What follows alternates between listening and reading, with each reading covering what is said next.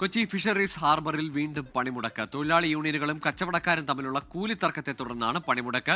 സ്ഥിരമായിട്ടുള്ള കാഴ്ചയാണ് ഫോർട്ട് കൊച്ചിയിൽ ഇപ്പോൾ മത്സ്യ കച്ചവടക്കാരും യൂണിയനുകളും തമ്മിലുള്ള തർക്കം. പ്രധാനമായും യൂണിയനുകൾ ഈ ഇറക്കുമതി ചെയ്യുമ്പോൾ മത്സ്യങ്ങൾ ഇറക്കുമതി ചെയ്യുമ്പോൾ അവർ കൂടുതൽ കൂലി വാങ്ങുന്നു എന്നത് കാരണം ചൂണ്ടിക്കാട്ടിയാണ് ഇപ്പോൾ ഒരു തർക്കം ഉണ്ടായിരിക്കുന്നത്.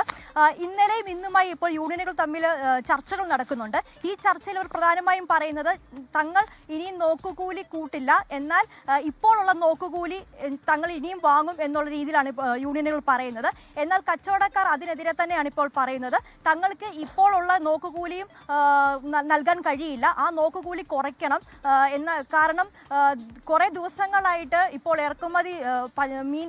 മീൻ ഇറക്കുമതി കുറവാണ്. അതുകൊണ്ട് തന്നെ തങ്ങൾക്ക് ഇത്രയും വലിയ നോക്കുകൂലി കൊടുക്കാൻ കഴിയില്ല എന്നാണ് അവരിപ്പോൾ പ്രധാനമായും പറയുന്നത്. അപ്പം ഇന്നലെ നടന്ന ചർച്ചയിലും ഇന്ന് നടന്ന ചർച്ചയിലും ഇപ്പോൾ പരിഹാരമൊന്നും ആയിട്ടില്ല.